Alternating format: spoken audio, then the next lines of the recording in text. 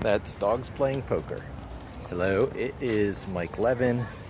Sunday, September 6th, around 7:30 p.m. 2015. And I am, of course, out walking sea salt. And this is the last few hours of a few days straight I had completely to myself. Aside, of course, from working on Thursday and Friday. But Saturday, yesterday, was entirely to myself. And I thought today was going to be Rachel and Addie coming home, like, I don't know, early, midday or so. But I haven't heard from them about them being on their way, so I'm expecting this is going to be a pretty late return, which means I get to continue thinking a little bit about Pipulate, and I think I'm going to say a few things here that are on my mind. One of them is that this Wable virtual private server, I tend to think in terms of VM, but apparently the industry acronym is VPS, virtual private server. They had this deal when I went searching for the cheapest, smallest VMs you can buy, because Pipulate's single tenant design really calls for a lot of little servers. And I found this deal, which essentially is for $8 a month, you get 3 servers.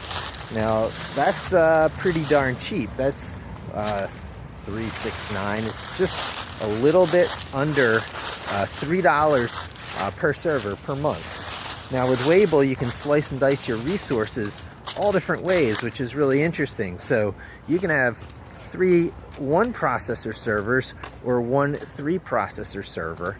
And so long as you stay within your resource allocation, like 50 gigabytes of SSD hard drive space, 2 gigabytes of RAM program space, you can slice and dice these resources however you like, 1, 2, or 3 servers.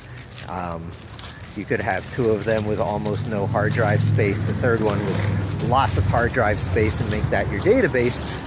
And you don't have to worry about cost because you're paying for that amount of resources. It's fixed. It won't go up. And with this deal where it was essentially 50% off for life, so whatever price they're charging for 3 processors, I guess, of the day, I'll be able to get my first 3 processors on my Wable account 50% off. Everything beyond that is normal pricing. But even so, it comes out to about $6 per server per month, and that's cheaper by almost 50% than what you can get from anyone else, unless you go for these non-dedicated, scraping the bottom of the barrel cycle, you know, super cheap, first year free kinds of things. But these are dedicated VPSs, $3 a month, first 3. So I had put 2 of them, configured 2 of them as Pipulate servers, and then put them behind the Rackspace load balancer. And that was interesting because I figured I just plug them there as external nodes and go, but then login stopped working, and I had to research a bit to realize that Flask's session object, even though it claims to be cookie-based, does have probably some sort of serialization with the server, meaning Flask session ties particular instance of server to the client session. And so all I had to do was go into the Rackspace settings and change the load balancer to preserve session, and then it suddenly started working again. And that means now I can pretty much scale Pipulate out to as many users as I need.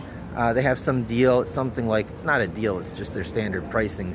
Big tier, I think it's like $3,000 a month for 500 nodes. And that sounds likely if Pipulate hits big and I find myself all of a sudden in the need for scaling. I doubt that's going to happen. I think I'm going to splinter off 2 instances, one for the public to give it a try, do some tire kicking, maybe have 3 or 4 servers there, and then one for the office and have 3 or 4 servers there.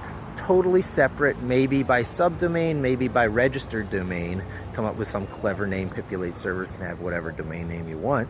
But mostly, I'm going to try and convince people to set up their own Pipulate server, starting if they want to kick the tires with Linux, moving on to maybe if they want something in the way of a snappier desktop virtual machine, they could use VirtualBox, or they could use their own native desktop. With Windows, it would be under Cygwin. On Mac OS X, you're pretty much ready to go, just a few installs. And if you want to do it on your own hardware, you can do it on a Raspberry Pi, a CU box, Q box. There's a whole variety of ways you can tackle this, but basically I'm going to convince people to run their own servers. Anyway, thanks for joining me. Hope to talk to you soon, and don't forget to subscribe.